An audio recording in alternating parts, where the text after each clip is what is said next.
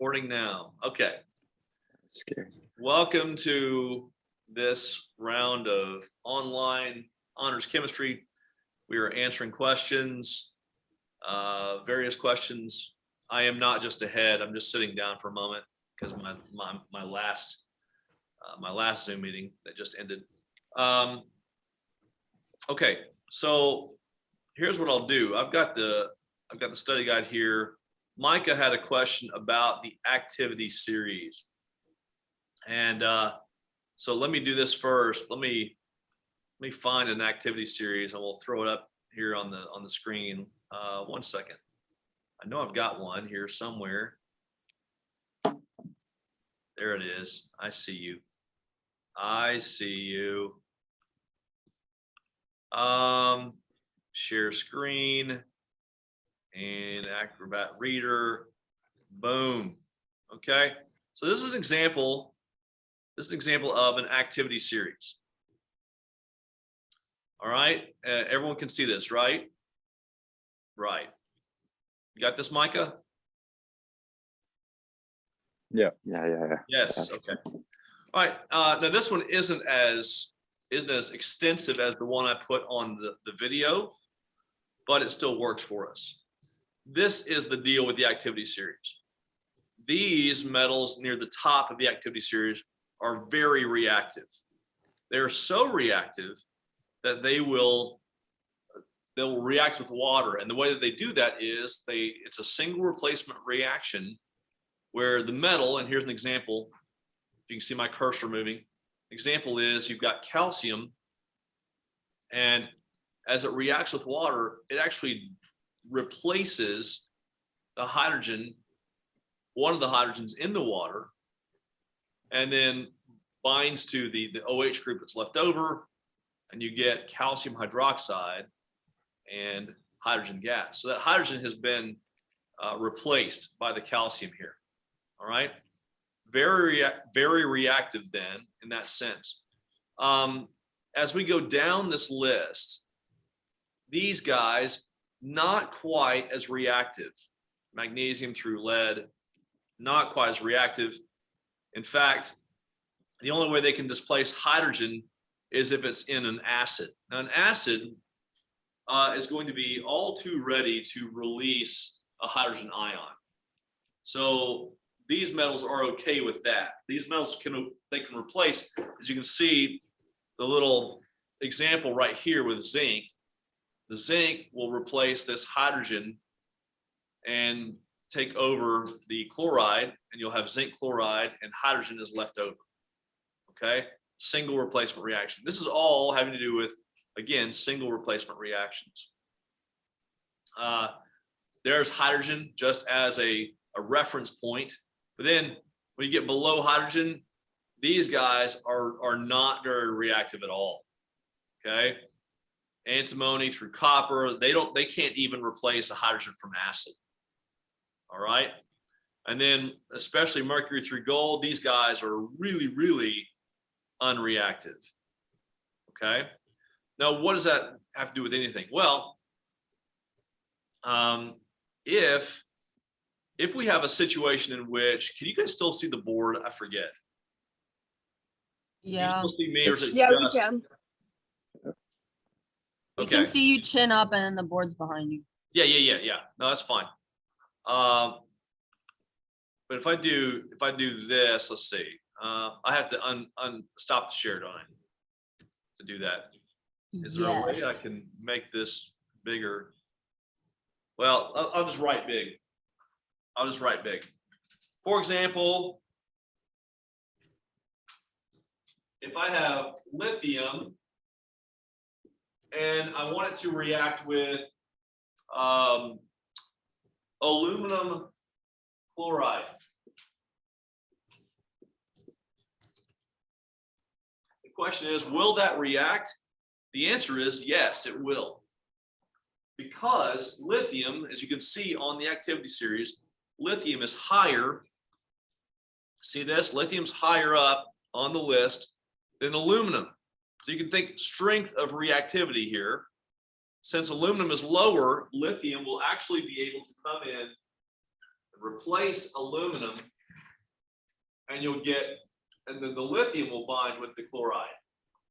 The lithium chloride and aluminum left over. And of course, we have to balance it and all that, but that's the point of it, Micah, is that we are just showing what is more reactive than something else. So for something like on study guide 9.2 number 10, where it was magnesium and water, why can that not have a reaction? 9.2 right here, number 10. Yes. Yes, here's why. Notice that this line right here separates those metals that can react with water and the metals that can't, that can no longer react. They are not reactive enough to react with water. They can still react with an acid. That's only because acids are very, very reactive anyway. So it's like the acid bridges the gap of reactivity there. Water is like, hey, you want the hydrogen, you got to come get it. Okay. But so they can react with like hydrogen and oxygen separately though? Magnesium can react with an acid to displace hydrogen, just not in water. And Okay. Yeah, that's all we're saying is that which ones, in this case, can react with water, which ones can't. This is the line, basically under sodium. Once you get past sodium, Okay. that's it. And so this guy, magnesium and water, not going to happen because magnesium is just not reactive enough. Got it. Okay. So when you're trying to like find the product of like an equation, like you give us, how do we know if it's like a single replacement, double combustion? Like, how do we know? Because we don't have the product yet, you know, like we're trying to find. Okay. Well, single replacement is going to be characterized by, you're going to have a compound and then an element as your two reactants. Okay, like this. See, you have just one element, then you got a compound, and that element is going to come in and replace something in the compound. Now, the whole point with the activity series is this works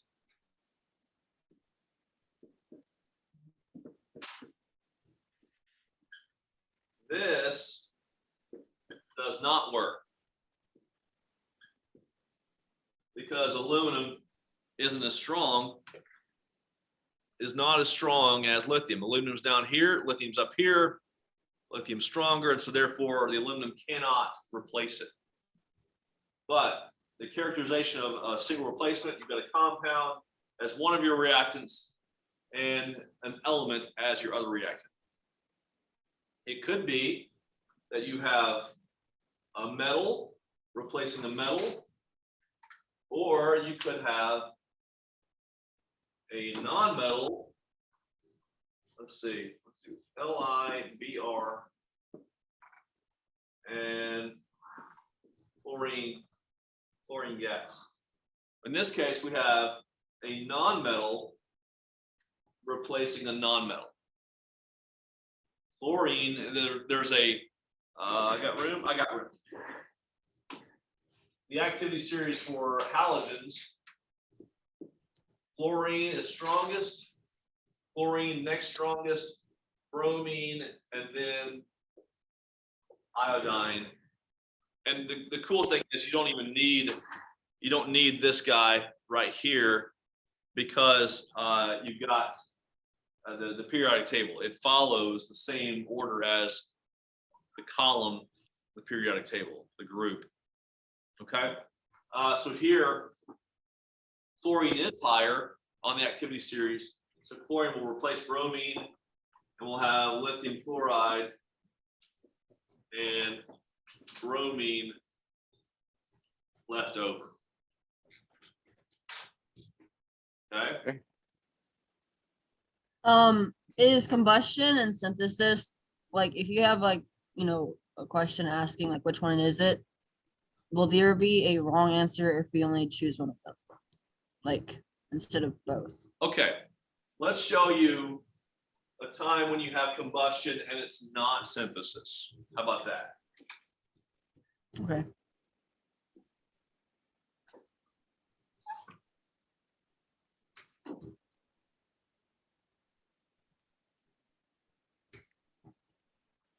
All right.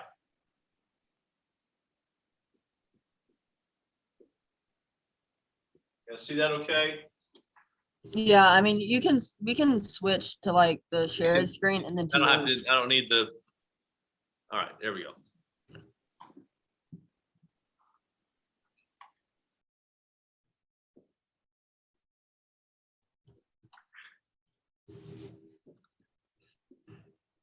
Okay. It's unbalanced, but that is definitely a combustion reaction and not a synthesis reaction. Okay. On the other hand,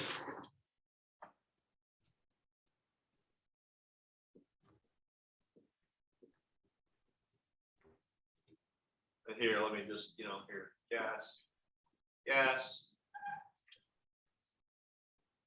Everybody's a gas.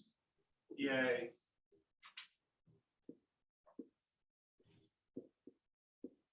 Okay. This one is both combustion and synthesis. Okay. Now, really.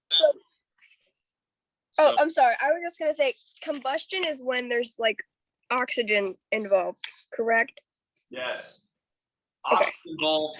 Normally carbon dioxide and water are gonna be products, but the key is energy. And here, let me do this. Let me do that. There you go. And energy is also being released here. So combustion, you have oxygen as a reactant. You have energy being released. Usually carbon dioxide and water are products. Okay. And that'll always like Oh, what did I just press? Oh gosh. Sorry. Ignore me. if it says like burns, it's gonna be combustion, right? Okay.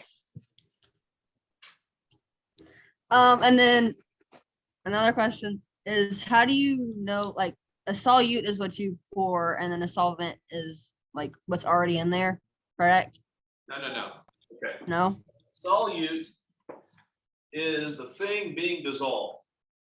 The thing being dissolved. So in sweet tea, solutes, tea, and sugar. They're it's the smaller amount. Okay, solvent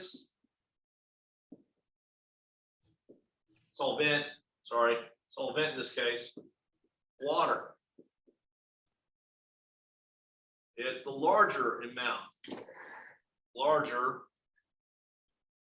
amount.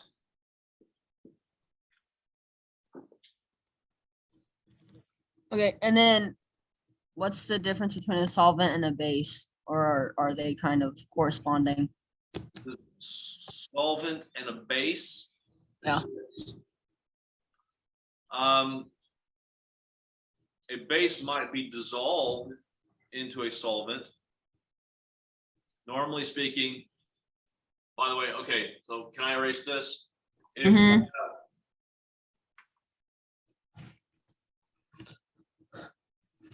If I have an aqueous solution,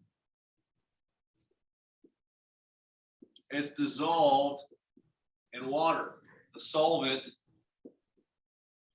is water, okay? If I have something like sodium hydroxide,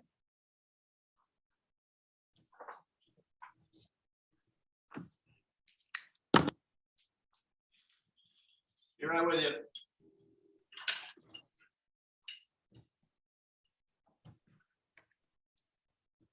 And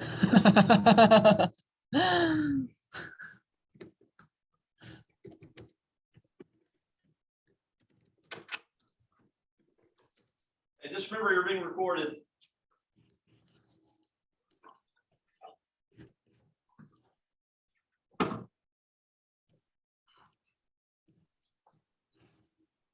Okay. Sodium hydroxide. Normally a solid form when there's no water involved. It is basic, very basic. When I dissolve it in water, water is the solvent, right? Dissolve, water, solvent. So normally speaking, when we have a reaction involving a base or an acid, that base or acid is going to be dissolved in water, in the Okay. solvent of water. Okay. Okay. So Does normally you'll see this. Okay, or you know, an acid, this. when you're like balancing equations or like doing like once you have the full equation with an aqueous, like it being aqueous doesn't affect anything like when you're trying to balance equations, right? Or like No, I'm no, it I'm doesn't- confused about what like that like affects or like why it matters in this like when you're doing the equations. okay, it does not affect you balancing the equation at all. Okay. All you're doing by talking about something being aqueous or something being a gas or something being solid is just that. You're just showing what state of matter that substance is in when you are undergoing a reaction. Okay. That's So if you like gave an example of an aqueous one though, are we supposed to know like, oh, this compound is aqueous? I'd say aqueous sodium hydroxide reacts with Okay. aqueous hydrochloric acid to produce. Okay. Yeah. Oh, and then also another question. This is when he's talking about in 9.2, like whether it's combustion, decomposition, or like double or single replacement. So when it's double replacement, you said that it always forms like a solid, liquid, or gas. Yes. But for an example, like so for number 20 on the study guide, it says that carbon dioxide and water is produced. Why is that not also double replacement if something's being produced? That's like, wouldn't always a solid, liquid, or gas? When energy is involved, or something is being burned, propane is a common household fuel. When burned, water and carbon dioxide are produced. You might, I don't know if you could make the case for a replacement there because both carbon and both hydrogen get oxygen with it, replacement is usually just when you have one thing being replaced by another. But you see what I'm saying? In that case, the carbon and the hydrogen both get oxygen. But isn't that what double replacement is? Like two things? No, it's let's see. So this would be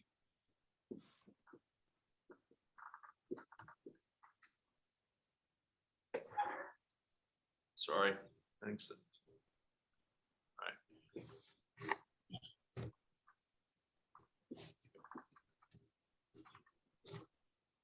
Okay.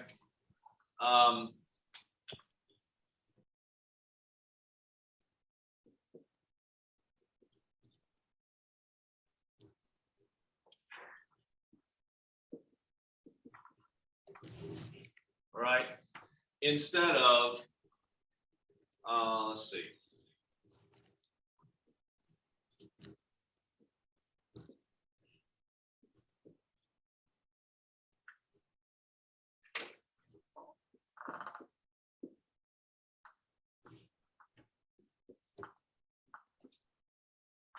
Let me do this. Hang on.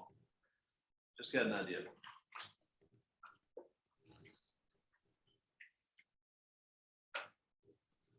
Right, you go there, you go there.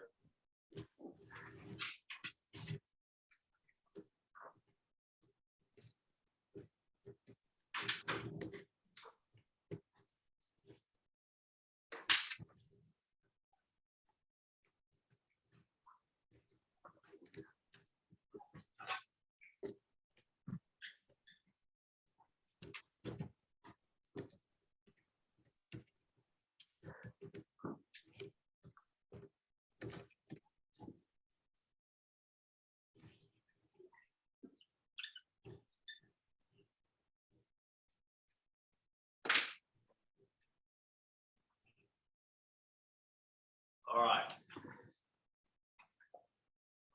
Watch this.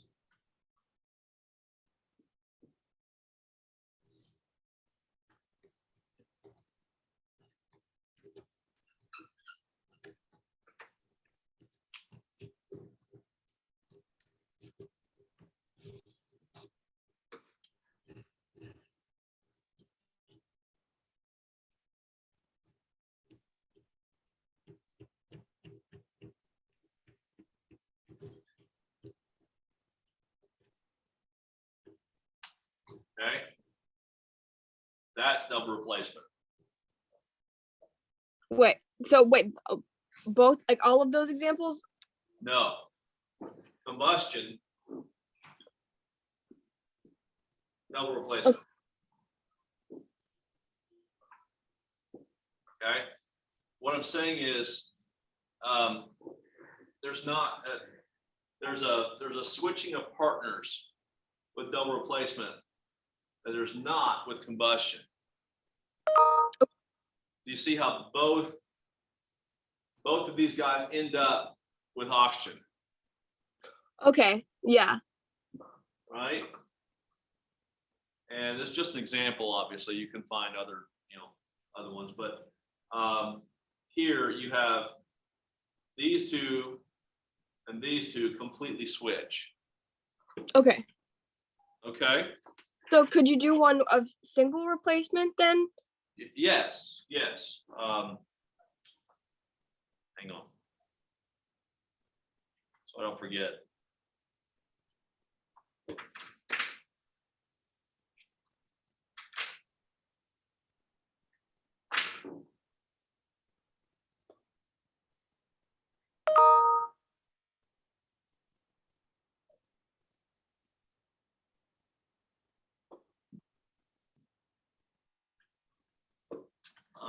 Let's see. Again, single replacement, you're going to have one element on its own, and let's just use magnesium. Is this what uses the activity series? Yes. Single replacement? Yes. Okay, no, that makes sense. Okay. Magnesium and copper chloride. Copper 2 chloride. Right. So single replacement uses the activity series. Yes. Does the double replacement do the same? No. Or is it just, no, okay. No. And the key to double replacement, hang on, let me finish this real quick. All right.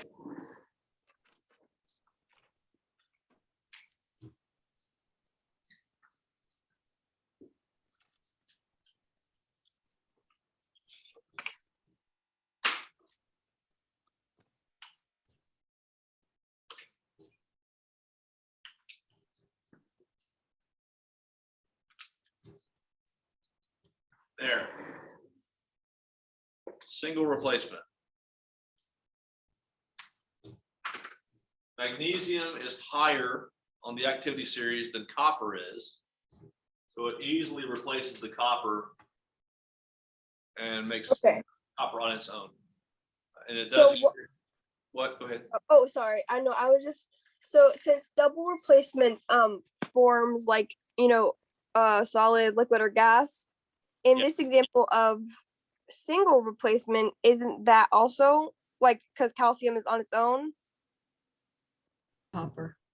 or wait, I can't read. Oh wait, sorry. Yeah, copper. Copper? Yes. Like, why is that not forming something? Okay, you've got,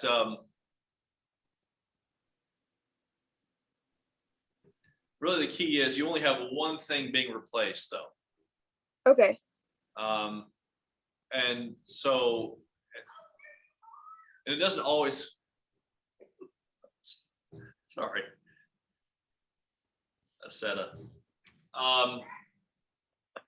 You only have one thing being replaced, and you're not always going to end up with, usually it's going to be a metal by itself, or it could be a gas by itself.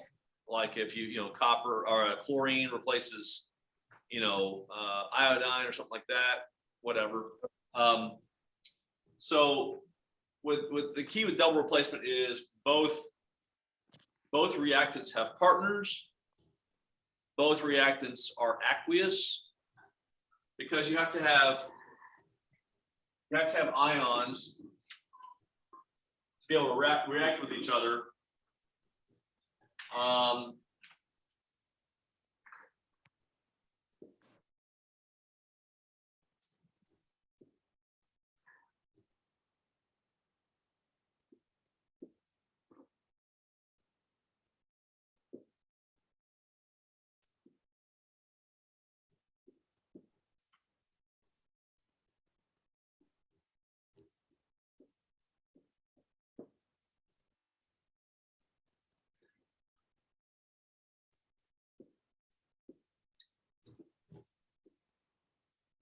Okay. Here you have, I should have done the colors again. Got A and X and B and Y. And you have A and Y and B and X. Okay, but again, the key, these have to be aqueous, otherwise the ions can't, there has to be water in the pool, right? Otherwise the ions can't react with one another to possibly form a solid or a liquid or a gas. So when we say there's proof of the double replacement being the formation of a solid, liquid, or gas, this is formation of solid, liquid, or gas out of the blue, as it were, because all of this is dissolved Okay. in water, and yeah, I'm struggling to think of anything else to add to that. Okay, no, that makes sense. Thank you. Okay. So with a double replacement, will you tell us, or like maybe not tell us, but like how do you know if it's just a regular double replacement or an ionic equation? Oh, no. Ionic equations come from double replacement reactions. We can always do an ionic equation from a double replacement reaction. So they're the same. Yes. Okay. Ionic equations come from double replacement reactions. Yeah.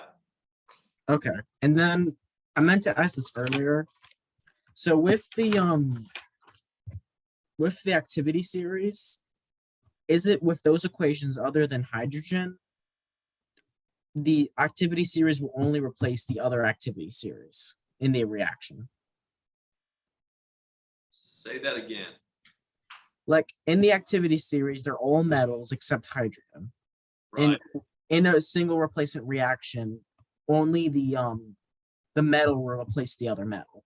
Like it won't be like which element it will be that it replaces. Or hydrogen, or it will replace hydrogen if it's higher. Okay. Yeah. And that's the key here. Let me go back to that for a second. That's kind of the key to this.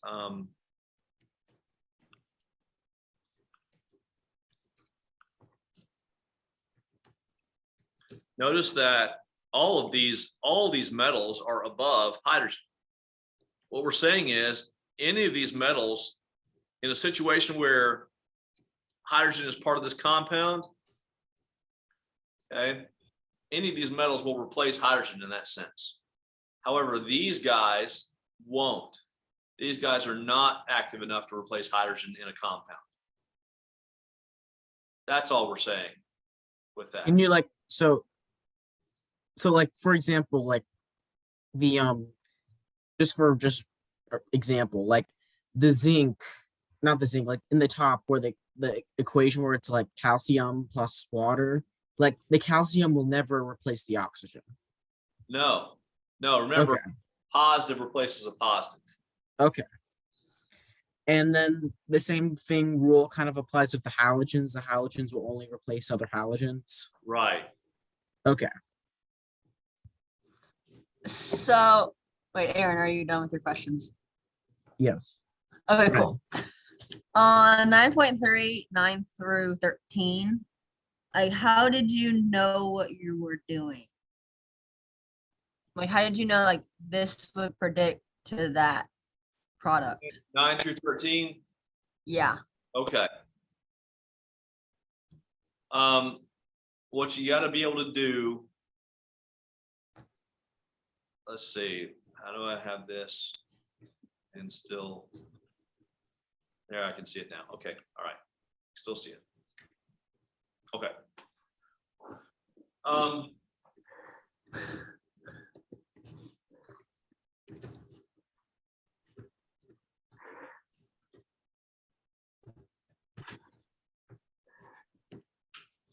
Okay, we need to be able to recognize ions or ion groups, first of all. Okay, for this first one, H, Br, and K, OH. The components there, when you break them down, are hydrogen, here, bromine, and potassium, and hydroxide. Okay, so we're breaking them down into ion form. From here, we decide what our possible products will be. Remembering that positives have to bond with negatives. Okay, so hydrogen, it'll be hydrogen bonding with the OH group, and potassium bonding with the bromide group.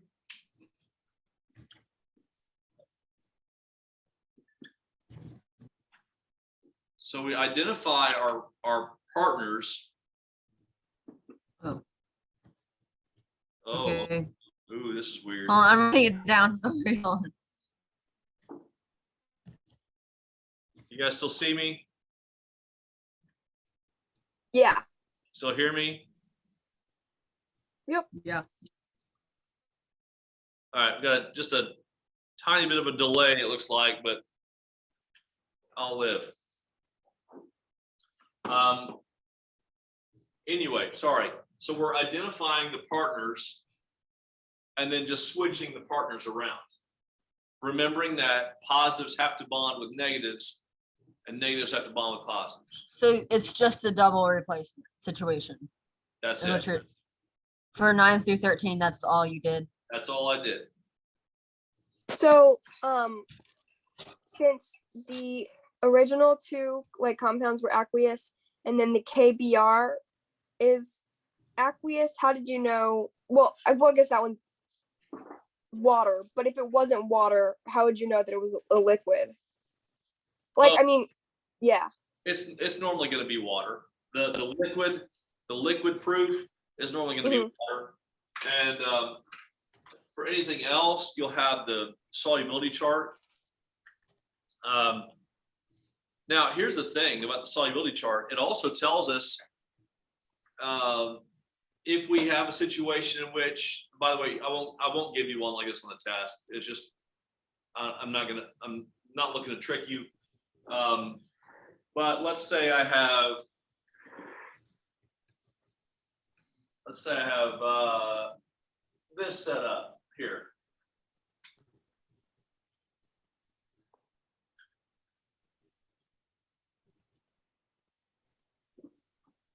And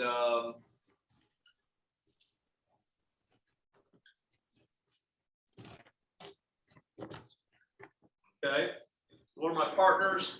My partners are sodium, chloride, potassium, and the nitrate group. Let's switch partners, and I get sodium nitrate and potassium chloride, right? One problem. Neither one of these guys have a strong enough reaction to each other to bond and become a solid when they're in water. The water is, they're too attracted to water more so than each other. Because of that, this is a no reaction. In other words, I can put aqueous sodium chloride with aqueous potassium nitrate together all day long, and nothing's going to come from it. I'll just have a. How did you just like determine that? Like, Yeah, that's what I'm saying. Hang on, that's what I'm saying. Okay. The solubility chart tells me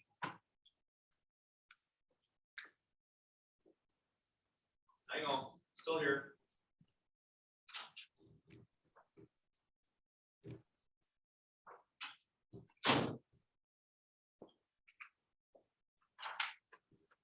When I have the solubility chart, you see, it's hard to do it backwards. Sodium right there. Sodium right there. Nope, this way. There we go. And look down along the left side. You'll see chlorine over here. When you put sodium and chlorine together, you see that you get soluble. It's greenish blue there. That means it dissolves in water. It's aqueous. All right. And then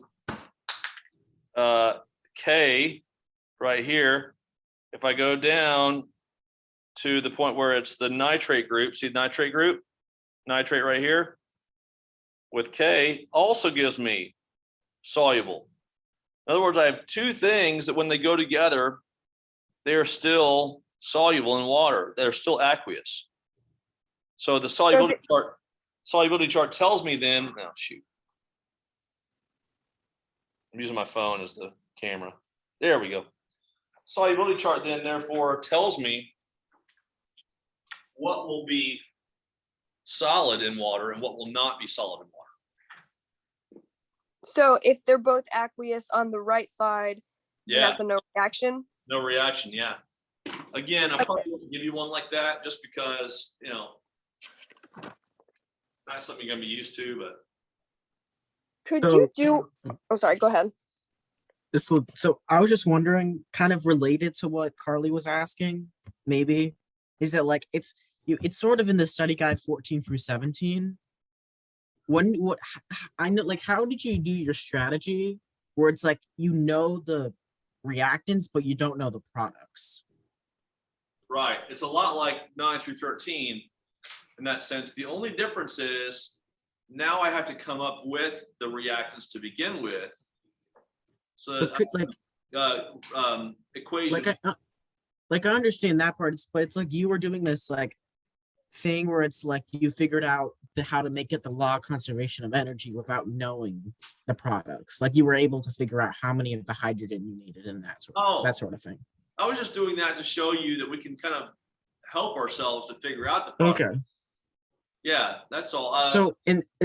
So with that, I'm just making this up. For example, let me just for example, it's like if it has like the subscript of like 2, but then like you're adding with an element that has a subscript of 1, you need 2 of the left element, but you only need 1 of the other since it has a subscript of 2.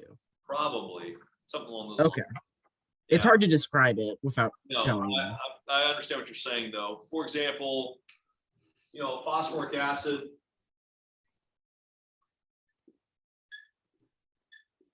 They actually gave that one to you. It's pretty nice. And what was it, lithium hydroxide? Yeah, lithium hydroxide. So I need to be able to know lithium is a +1, hydroxide is -1. It's on my chart, and there I go. Okay. So yeah, I can look at that. I can look at that and say, all right, this guy has 1, 2, 3 hydrogens and a phosphate group. This guy has one positive ion and 1 negative ion. And what Aaron is saying is, if I look at that, I got to know that if this guy is going to be with this, then I have to have 2 more of these, don't I? 2, 3. Okay, because I got to be able to have a balanced charge. That means I also have to have 3 of these, because I can't add these without adding these as well. So you're just visualizing how to balance an equation. Exactly. I'm just visualizing it in a different way. And, Gotcha.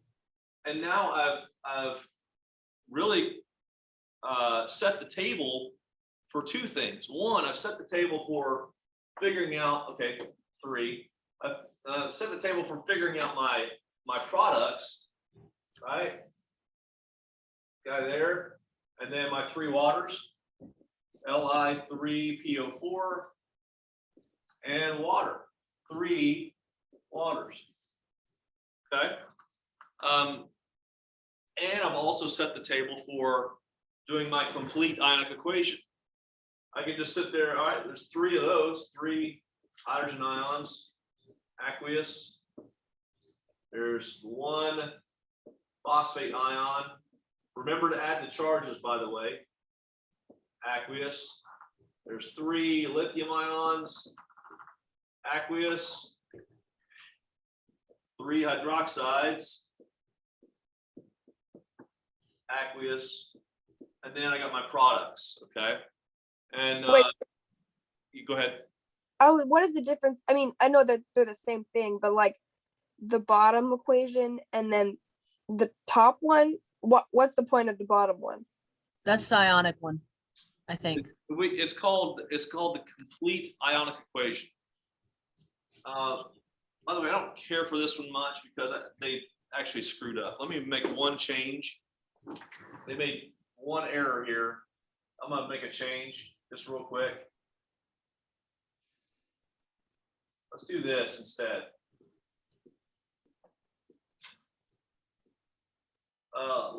Lithium's not exactly, lithium when it gets with phosphate isn't entirely soluble. So I don't think that's what they meant to put here. All right, so there's that, basically, same deal. And just to check as we're going, so in the solubility chart, like, and you're writing out the equation, what should we do for like elements, not elements, but like combinations that say somewhat soluble? Should we just say it's aqueous? I won't do that. I won't do Okay. that. Yeah. Oh, and then like the group 1, like you said that was all Yeah. aqueous? Anytime you have a group 1, it's basically going to be aqueous. Yeah. And then how do you realize, like, oh, I just lost my, oh yeah, on the solubility chart, how do you read it again? Is it, the green is aqueous, and then Yeah. the, Green is aqueous. The red is solid. okay. Yeah. What if you had an aqueous and a solid? That's the Do one. that? Let me finish this here. If I look at my chart, I see that sodium, when it combines with phosphate, is aqueous. And water, of course, is a liquid. Okay. Now, getting back to this down here, Carly, this is what we call our complete ionic equation, where we are basically showing, like a movie, it's like a cast and crew of a movie. We're showing everything that's involved in this reaction, every ion that's involved in this reaction, and how many of them there are. Okay. Okay. So over here on this side, and by the way, we're only breaking apart the things that are aqueous. we break this guy apart and we see we have 1, 2, 3 sodiums, just like we knew we would, right? 1 phosphate. And then we've got 3 water. Well, those are liquids, and that's our product. That's the proof of our double replacement reaction. We're not going to break that apart. We will leave it just like it is. Okay. So when we write this complete ionic equation on the product side, we'll write 3 sodiums with a positive charge and they're aqueous, plus, yeah, I could do this, a phosphate group with a -3 charge and it's aqueous, and then 3 waters that are liquid. We leave that because, again, that's the proof of our double replacement reaction. Okay. From here, we will move on to make what we call a net ionic equation. The difference is this is complete. This is showing everything. It's the complete list, the complete cast and crew, but no one comes to see the key grip in a movie. What is a key grip? They're part of the camera crew and such. Okay, thank you. Yeah, you kept mentioning that. I was like, I don't know what you're talking I'm sorry, any key grip out there that actually ever sees this, I apologize. I don't know what you do really. But for that matter, no one really comes to see the supporting cast, do they? They come to see the stars. In this case, the stars are the ones that make our product. Our stars, in this case, are hydrogen and the hydroxide groups, and then our stars. Okay? So our net ionic equation is only going to show the stars. It will not show what we call the spectator ions. The spectator ions are the ones that from left to right haven't really changed. They're still aqueous. They're still the same as they were from one side to the next. What are those? Well, one of them is the phosphate ion. We can see that we have the exact same phosphate ion here as we do here. No change, spectator ion. So you're crossing out everything that like matches. Everything that matches, I'm crossing out. Okay, thanks. Okay. Just to check, so are with all double replacement bond, not all double replacement reactions, are everything like all the compounds, they're all aqueous except 1 or 2, mattering on the like are like majority of the things aqueous for all double replacement, or is it only for ionics? Double replacement reactions have aqueous reactants, and probably one product is going to be aqueous as well. Okay. And then when you're writing your ionic equation that comes from that double replacement reaction, yes, most of the things are going to be aqueous. Okay. And will we have to know anything? I don't remember the name of it. It was in the study guide, but it's like, will we have to know that equation where it's like there's the compound that then splits into 2, which is like carbon dioxide and water? I don't know what the name of it is. Like, will we have any things where it's like we do what you did here, where you figure out what the products are, but it's like one of the products is so reactive it can split into 2 more elements. Oh, well, if you have a combustion reaction, what are the likely products?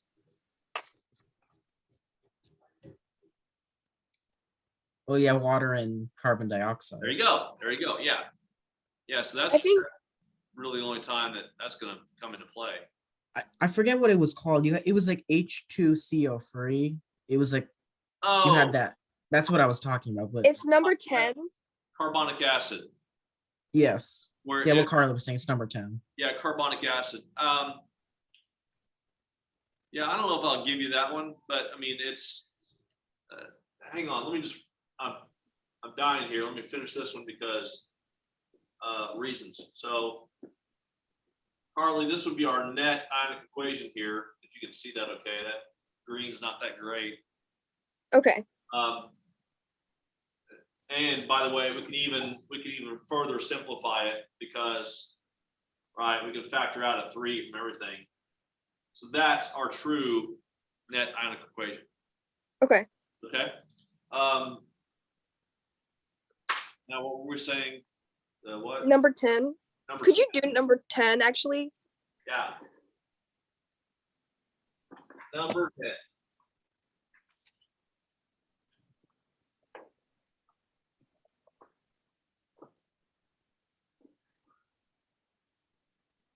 Wait, Carly, just to check, are you talking about number 10 on 9.3 on the back?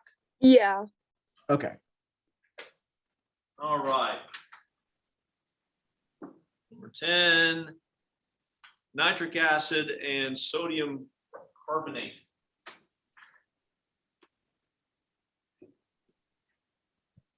Nitric acid, I think, by the way, I think I did this like in the video for the study guide. So that link I sent you the other day, maybe yesterday. Link I You sent- did? I watched it. I just did not understand it. Cool, that's cool. I just want to make sure you can always go back to it. We have nitric acid and sodium carbonate.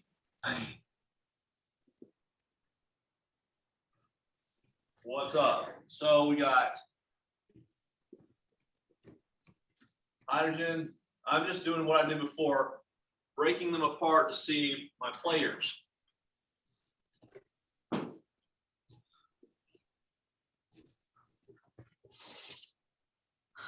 Oh, look at that.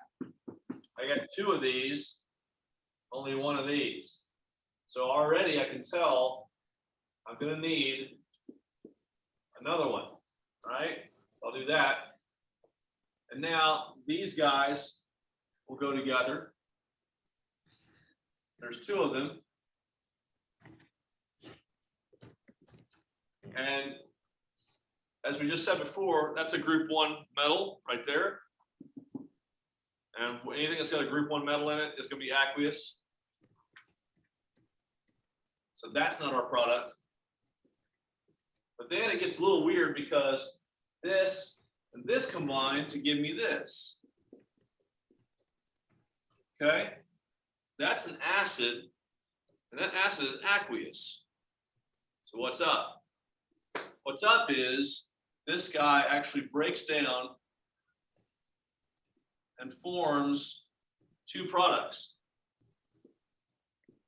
water and carbon dioxide. Okay. Okay. This thing is called carbonic acid. Carbonic acid is very unstable and decomposes rather quickly. In fact, that's the classic vinegar and baking soda, the volcano activity. You're producing carbonic acid, and thus you're producing carbon dioxide and water. Okay. If we have that on the test, I'd just probably- gotta know. I'd probably give you a little hint or something. So we just gotta know that it breaks down into those 2 things. Yeah. Okay, let me write it down.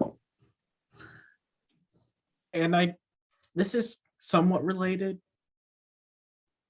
I just wanted to ask, are we allowed to do the chapter 2 quiz as practice? Yeah, That you had- absolutely. I did Okay, because of all the chaos. I did not seek those out as a grade. They are assigned. yes. They're on the LMS, but they're not. I'm not. Okay, I just, those quizzes are good practice for me before a test usually, so. Great. Yeah, absolutely. You're welcome to take that as many times as you want. I'm giving, I think I told you, I'm giving a sort of a participation grade for the worksheet that I gave you with all the unbalanced reactions and the word equations that, if you can do that stuff, you'll be in really good shape. Do we need to turn that into? You do not. Because I can't find it. That's okay, but you were working on it the other day, so that's. Yeah. But I mean, okay, so that's just mainly balancing, with like writing it out and balancing it. Yeah, Okay. indeed. Is Is there like a blank copy of the study guide on LMS? There should be. Okay, because I want to go back through the questions, but I've already written on mine. So Yeah, there should I be. got one Double more check here. question. Micah has. Yeah, so for 9.3, like the 9 through 13, those questions, how would you know if it was like a gas? Like, would you just have to recognize that? I'd give It you is. one. I'd give you one like, CO2, Okay, something obvious. or I might say, Micah, bubbles are formed when such and such reacts with such and such, to give you a clue. Okay, That's combustion whenever you hear that. No. Still Like going a back to double replacement. He was asking how I know, we can tell if a solid's formed with the solubility chart, but how do we know if a gas is formed? And I said, Uh-huh. it would be either something very recognizable like CO2, or if I gave him one like hydrogen sulfide, I would say there are bubbles formed when this and this are put together. Which So bubble? bubbles signify a gas is being formed. What? Bubbles signify that a gas is being formed. Right, Okay. right. And by the way, that you have a double replacement reaction, right? Solid, liquid, gas. Mm-hmm. Aaron, I found it. It's there. okay, good. Thank you. I was just double checking for you. right. Oh, and Well, then I'm pretty much good. Is it cool if I head out real quick? It's cool, man. All right. Well, appreciate you. Hope you're staying healthy. Of course. All right. See you Tuesday. Take care. I think I'll head You're out welcome. too. Thank you, Mr. Risley. You're welcome. Yeah, I think we're good. Thank you so much. Oh, you're welcome. Thank you. Very good. Yeah, I didn't ask any questions, but I appreciate it. No, So you did us the solid of seeing this incredible picture of you at the ocean. yeah, Love it. yeah. Great. That is great. And will you post this recording?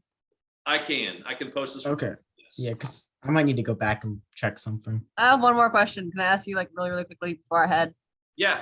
So for 9.3, 9 through 13, how did you know like it was a gas the other one starts with a P and water? Precipitate. Yeah. How did I know for 913? Yeah. How do you recognize it? All right. So look up in the, hang on, share screen. Nope. Share screen. There it is. And share. All right. Notice right here. Hints. Mhm. Compounds of group 1 metals never precipitates. H2S and CO2 are gases. So from that, you just like, if you have that in your equation, you know it's that. Right. Okay, well, I mean, even if you didn't have that, how did like it just kind of is common sense. No, it is a little bit. Like I said, if it's carbon dioxide, Yeah, that Right. one's yeah. yeah, But for like H2S, yeah. you know, I'd probably say something about, a smelly gas is produced when, or something like that. Just to kind of lead you in that direction. You still have to come Okay. up with a proper product, of course, but and then for the test, what is it mainly on? Is it mainly on balancing equations or is it definitions? And I mean, there may be some definitions, but I think the study guide is good. That worksheet is good. Watch the videos, absolutely, and I think you'll be pretty good. okay. Okay. And is Oh, Aaron. just quickly, is participant just another way to say solid? Precipitate is just another way to say solid. Okay. Yeah. And so if we take that assignment that's on LMS that you said that's not for grade because the week was too busy. Yeah, it's a If Google we quiz. do that, oh yeah. if we do that, would that help, or is it just like not off of the stuff? No, yeah, it will help. Yeah, it'll help. Okay. Yeah. Okay, I think you answered my question. Okay. Aaron, you have any? What? Aaron, Does Aaron have any questions? All right, well, I'm going to head out. Thank you. Yeah, you're welcome. Thank you so much. You're welcome. Thank you. Thank you. Bye. See Bye. you later. Guys, have a good weekend. Bye.